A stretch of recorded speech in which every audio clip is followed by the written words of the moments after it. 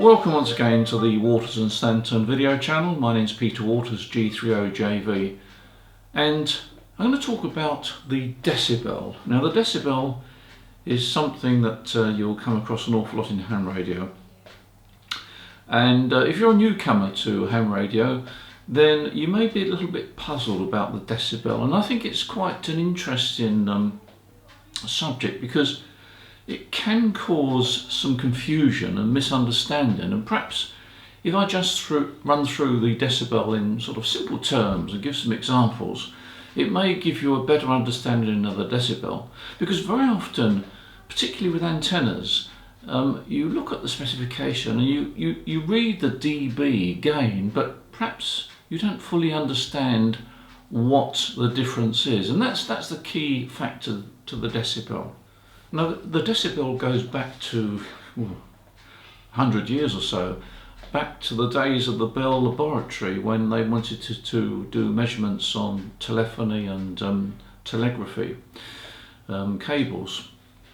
And the important thing, or the first thing to understand with the decibel, is that it's a reference or a comparison. You see, if you pick up a voltmeter and you put it on a battery and you measure 3 volts or whatever the battery is, you immediately know it's 3 volts, and you know that that's battery voltage will do this and do that and won't do this and won't do that. It's an absolute value, and anybody with a voltmeter can measure a voltage and say, well, this is 3 volts, this is 6 volts. You can do the same with current, and you can do the same with resistance. A 470 ohm resistor is a 470 ohm resistor. And once you're into radio and circuitry and so forth, you understand what 470 ohms is. It's an absolute specific value. The decibel is not like that at all. It's a reference. It's a comparison. I suppose in mathematics the equivalent would be a percentage. You know, 0% is what? 0% what? 10% is what? It has to have a reference, and the decibel is the same. The decibel has to have a reference in order to understand it. Let's take a very straightforward and simple example. If you've got a 100-watt transceiver and you double the power, you get a 3 dB increase, a 3 decibel increase. If you double it again, so that it's 4 times the power, in other words 400 watts, you get an effective gain of 6 dB referenced back to the 100 watts. And likewise, if you have a 10-watt transceiver and you increase it to 20 watts, the difference between 10 watts and 20 watts is 3 decibel. And if you increase it again, double it again to 40 watts, then the difference between 10 watts and 40 watts is 6 decibels. So doubling the power means a 3 dB increase. Now that's quite an interesting reference. So it's a rule of thumb reference. Doubling the power gives you a 3 dB increase in power. So 3 dB is referenced back to 0 dB. 3 dB is doubling the power. 6 dB is multiplying the power by 4. And because it's a logarithmic reference, if we increase the power by 10 dB, in other words, if we increase the power from 10 watts to 100 watts, we get a 10 dB increase. Now it's all very well talking about dB increase and power levels, but I think that it's necessary to actually understand what it sounds like. I mean, if I say to you, okay, I'm going to increase the power by 3 dB, and how much stronger will I sound? Well, you may have a preconceived idea, but that idea may not be right. You see, if I double the power, whether it be radio or whether it be audio, doubling the power you would think would sound twice as loud. Well, in actual fact, that's not the case at all. The human ear doesn't hear like that at all. In order to make a signal twice as loud, you have to increase it by 10 dB. Now, the only problem with that is that not everybody conceives what doubling the power is or doubling the volume is. But it's generally accepted that if you increase the power by a factor of 10, in other words 10 dB, you actually hear it as being twice as loud. So the first thing I'm going to do is to put on the screen here, or at least play back to you, some sound levels. I've recorded 3 sound levels, in fact 4 sound levels actually. I've recorded the first sound, which you'll hear as 3 little sort of dots or dashes. I've recorded that and I've called that 0 dB. I've then played another sound which is an extra 3 dB above that. And following that is another sound which is 6 dB above that. And then I've gone back to the reference point. Remember, reference point 0 dB is a reference point. I've gone back to my reference point with the 3 dits or dars, and then I've played it back again with a 10 dB increase. And what you'll see on the screen is the actual dB reference points. So we're starting off with 0 dB, 3 dB, 6 dB, we're going back to 0 dB, and then we're going up to 10 dB. And hopefully that will give you some idea of the difference in the sounds. And I think you'll be quite surprised. I think you'll find that the difference between 0 dB and 3 dB is not as great as you might imagine. One other thing I would mention is when I was first in radio, I was told that 1 dB, 1 decibel, is the smallest increase in sound the ear can perceive. And I think that's true. I think that's a good reference point. 1 decibel is the smallest change in sound that the ear can hear. Good reference point. Anyway, let's put on the screen or play to you the different levels that I just mentioned are coming up. I should also add, by the way, that I've put some background noise onto this recording so that it's more like listening to background noise that you might have on your radio, typical on a transceiver. So some background noise, and the actual sounds that you're going to listen to will be just above that background noise to start with.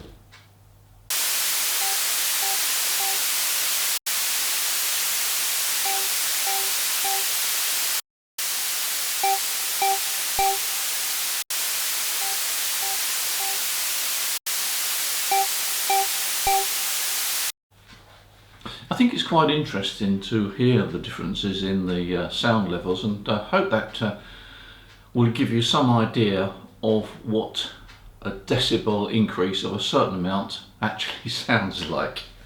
Now, we often refer in aerial specifications to dB gain, and I think it's useful, particularly if you're a newcomer, to appreciate what that actually means.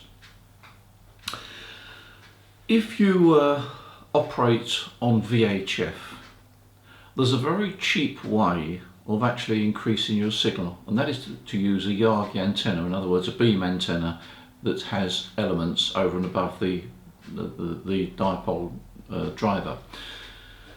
If you have a single dipole, we'll call that 0 dB, and if you add an extra element you'll get around about 3 or 4 dB gain. So in other words, just by adding one element you can add around about twice the power, so you can turn your 100 watt signal into 200 watts. And as you add elements, so you increase the gain. Now I use VHF as an example because it's a very simple example, and it's the example that most people will actually experience. Not everybody on the HF bands can put up antennas with gain, so I've mentioned VHF, but the same applies to HF. If you add an extra element to your dipole, you can give yourself around about 3 or 4 dB gain. So you can give yourself a gain of 2 or a bit more. In other words, your 100 watt signal can sound like 200 or 250 watts. So dB is quite an important factor when you're looking at antennas, and it applies more so in VHF because you can put antennas with higher gain up. When you're looking at antennas with gain, what you have to appreciate is that if an antenna has let's say has 3 dB gain, it achieves that gain by squirting the signal into, or focusing the signal into, a slightly narrower beam. Compare it with a lighthouse. You know, a lighthouse has a lamp, and those lamps can generate a tremendous amount of light, but they do it with mirrors. If you take the mirrors away, the actual light is a lot less than what it is with the mirrors by a very, very large factor. And it achieves that by narrowing the light down to a very narrow beam, so that all the energy from that light is focused into a very narrow beam, which normally revolves around. And the same with radio. If you put 100 watts into your dipole and you add an element, you increase the effective radiated power because the energy is starting to be focused. And as you add more elements, so that focus becomes narrower and narrower. And we call it the beam width. So as the beam width of an antenna is narrow, so the gain is increased, because it also means that you need to be able to turn your antenna in order to point it in the direction that you want to radiate, because in achieving gain, or forward gain as we call it, you also reduce the amount of radiation in other directions. So the dipole is not omnidirectional by any means, but a typical HF dipole tends to be omnidirectional. But anyway, a dipole tends to radiate in two directions, broadside to it. And it gives you pretty good coverage of quite a wide area. As soon as you start to add elements, you're reducing that coverage. In other words, the 360-degree pattern tends to start to focus very predominantly in just one direction. So the good thing about adding elements is you increase your effective power in the direction the antenna is pointing, but at the same time you quite dramatically reduce the power going in other directions. So the antenna has what we call directivity. Now there's one very important thing to appreciate with dB when we're looking at gain, and that is the reference, which is what I mentioned right at the beginning of this video. Often you will see the reference being dBi, which stands for decibel isotropic. If you put an antenna in free space, very often that is referred to as the 0 dB gain. In other words, it has no gain. It's in free space, miles away from the Earth, and it radiates in sort of a completely circular direction. So the gain is 0. There is no gain to it. As soon as you put that antenna down to Earth, in other words, you sort of put it in a typical location, Earth-based, you actually get something like 2 dB gain, and that's because of reflectivity from the Earth. So a dipole actually has a gain of 2 dBi. Now you may not think that's terribly important, but it is, because very often the gain of an antenna is referenced in dBi. Now remember that when you place an antenna down at terrestrial situation of Earth level, you have this 2 dB gain. In other words, it's called 2 dBi. So if an antenna has a gain of 10 dBi, it has 10 dBi gain over the free space antenna out in space, but it only has 8 dB of gain over a dipole. So when you, as a rule of thumb, when you see dBi, take off 2 dB, and that will give you roughly the gain of that antenna over a dipole. So if the antenna has a gain of 12 dBi, you take off 2 dB, which brings you down to 10 dB, and that antenna has a gain of 10 dB over a dipole. So always look at the gain figures. Sometimes the gain figures are referenced as dBd, which means dB gain over a dipole. That is real term, real life situation. If an antenna has 10 dBd, then it has 10 dB gain over a dipole. If it has 10 dBi, take off 2, it only has 8 dB gain over a dipole. So that's a very important thing to remember when you're comparing antennas and looking at gain figures. And of course we wouldn't be completing our coverage on the decibel if we didn't mention losses. As well as gain, antenna gain, which is mentioned in almost all specifications if we're talking about Yagis or any other antenna that has gain. There are also losses. Losses come into play when we talk about coax cable, which is probably the most frequent example of where losses occur.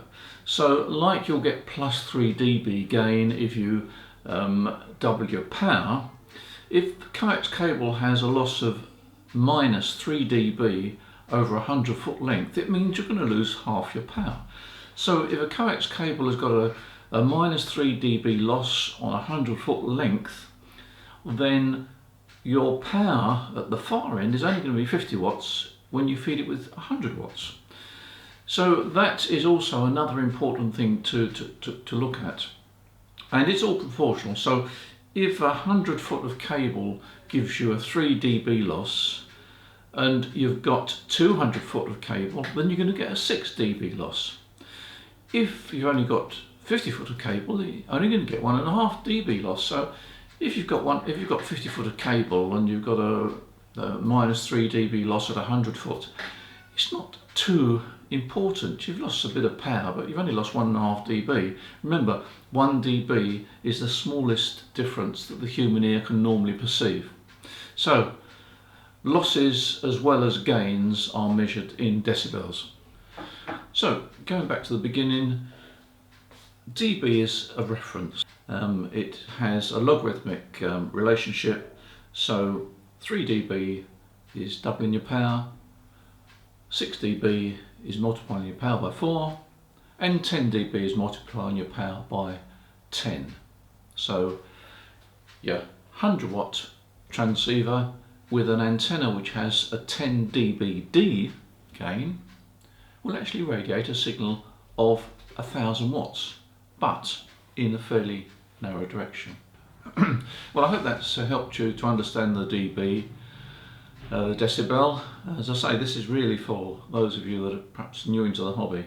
Those that are experienced will probably understood the dB a long time ago, but it's important to grasp it because it's a reference or a measurement that is often stated in specifications or all sorts of things like audio and antennas and so forth, and it's a handy thing to understand.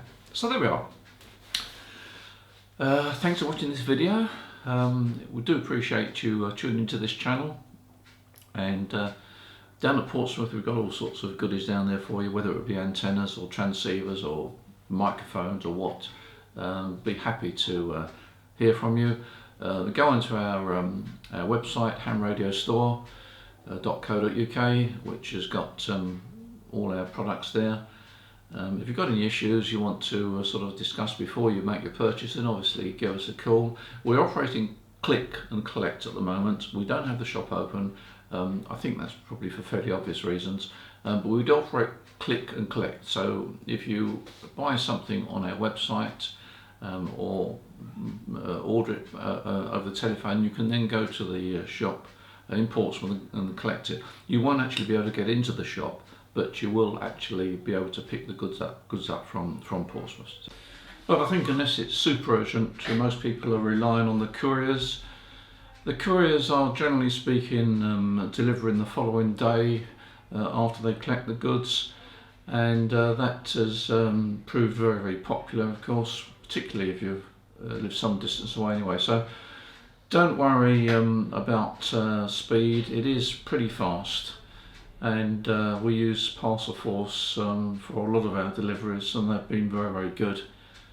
I've personally had some deliveries from Parcel Force, and I think only on one occasion they had to take an extra day, and they did apologise to me because it's just the volume. But generally speaking, if you get your orders in before 3 o'clock, then we try and get these goods off the same day, and they should arrive the following day.